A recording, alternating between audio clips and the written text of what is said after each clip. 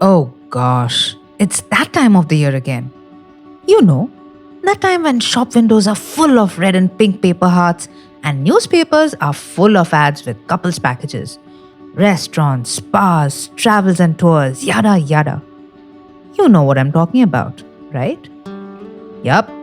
Valentine's week and Valentine's Day is right around the corner, and that's why I, Dr. Happy, will be discussing a peculiar issue that seems magnified around this time: being single. Yes, on today's episode of the Dr. Happy podcast, powered by Juno Clinic, we shall talk about the pressure that comes with singlehood, especially around the time of Valentine's Day.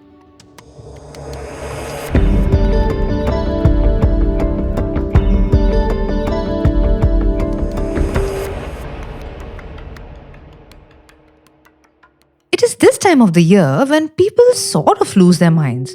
You know, how that big collective of Majnus and Lailas who decide to flood our social media feeds with stories of Dil Vil Pyar Vyar? Kya yaar? Arey, that's not to say I'm dissing them. In fact, personally, I'm a big fan of romance.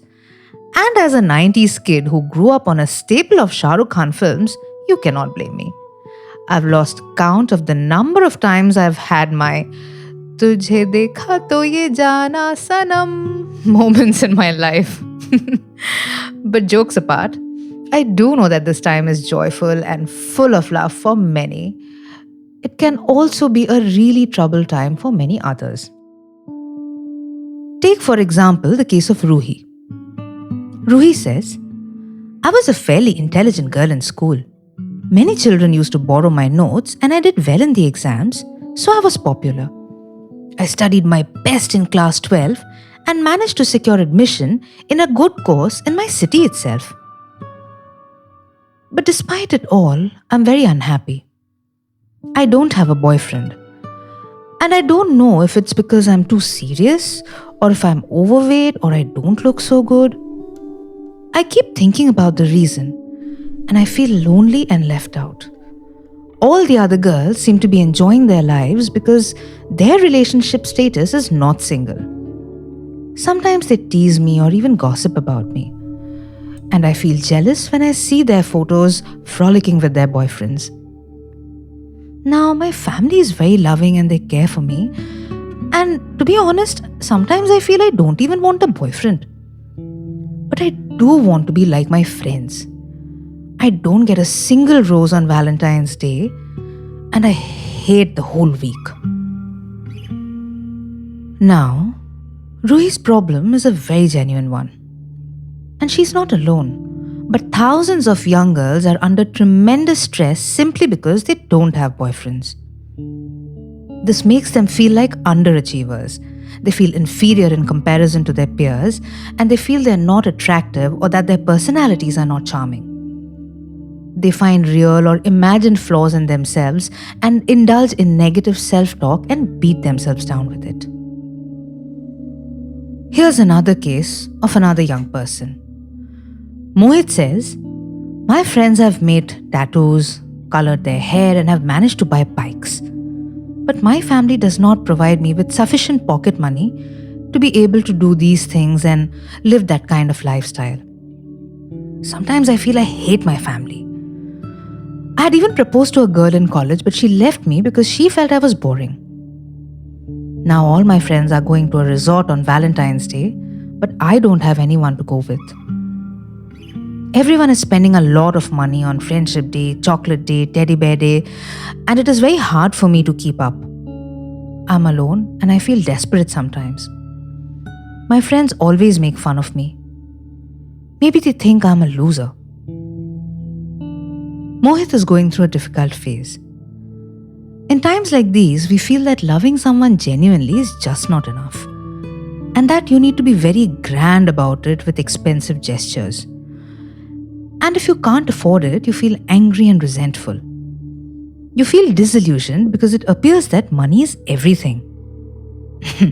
But my friend, that's just one kind of problem. There are so many other kinds of relationship problems. Like Yashvi and Neeraj, who are struggling to make a long distance relationship work. Myra feels that her husband does not care about her and takes her for granted.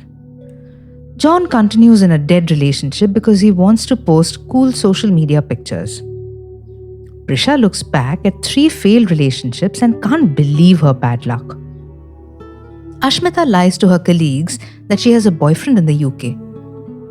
They all feel the pangs of loneliness, and these pangs are increased manyfold during Valentine's week.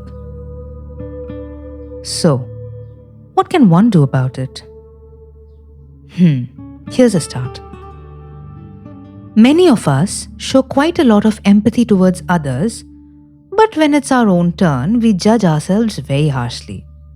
So, first things first, we need to rid ourselves of these double standards and treat ourselves with the same kindness that we would show to another person.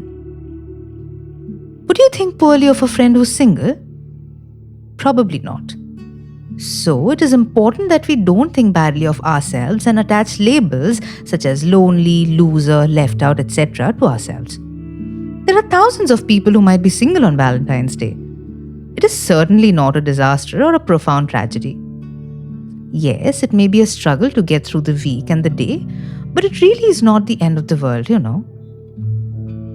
Using exaggerated emotional terms to describe our psychological condition is often not required.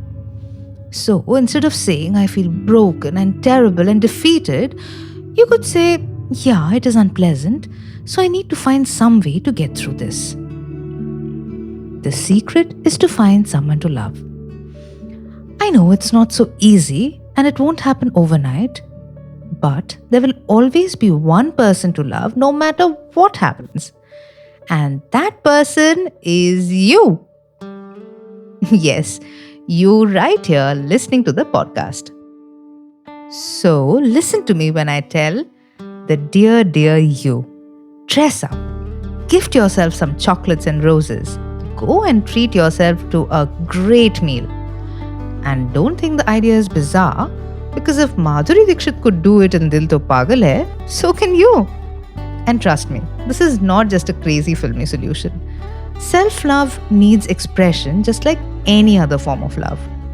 So don't wait for somebody to love you to reaffirm your belief that you're worthy of being loved. You are. You just have to learn to love yourself first. And maybe remind yourself that while romantic love is nice, it's not the only kind of love there is. There are so many other people in this world who need love. People who live in old age homes, children who live in shelters, stray animals, and even trees. You could visit these places and share your time with the people who would feel happy in your company. Another sure shot way to help you never feel lonely is to indulge in a hobby. Now, one can spend hours working on a hobby, and no, scrolling on your phone does not count. So, trust me and enroll for some classes. Do something you've always wanted to do, or maybe sign up for an online course. And I don't mean to sound like your mother here, but take this seriously. That if you don't have a hobby, cleaning is a highly recommended activity. No, seriously, I'm not kidding. Cleaning up and discarding or donating old stuff can be very therapeutic. Removing clutter helps you place things in order. Letting go of the old helps you create space for the new. It makes you feel good about yourself. If it is social media that is stressing you out, take a break from all social media for maybe 2 weeks. By then, the bombardment of Valentine's week would have gotten less. You could then post pictures of what you've been doing. It could be cooking, painting, cleaning, or visiting people. Moping and wallowing in self-pity is not useful. Instead, if we anticipate the situation and engage in creative solutions, then we will be able to cope much better. And finally, a word to the wise, and this is important especially around this time. One blunder to try to avoid making is to mistake company for companionship.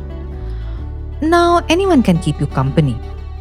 On a bus ride, for instance, you may have great company and enjoy a fine chat with the person sitting next to you, but that does not make the person a good companion for a longer time to come. A good companion, among many other things, is one who understands and accepts your personality, shares your values and beliefs, and shows willingness to stand by you through good times and bad. During the Valentine week, there is a high frequency of people proposing to one another. So, the impulsive acceptance of proposal is also high. Sometimes just the whole idea sounds too romantic to let it pass.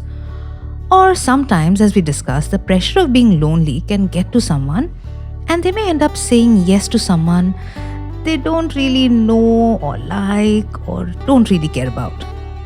And such relationships are bound to have disastrous endings and can cause much agony to the people involved. So, resist the idea of saying yes on an instinct and think it through. So, hitched or single, enjoy the coming weeks with enthusiasm and good cheer. If love is in the air, embrace it. Direct it towards yourself and revel in the wonderful person that you are. Love yourself. And yes, show us a little love too, maybe. If you have feedback and questions, it would be so great to hear from you. Write to drhappy2021@gmail. That's doctorhappy2021@gmail.com, or follow the podcast on Facebook, Instagram, and Twitter. Until the next time, be good to yourself and be happy.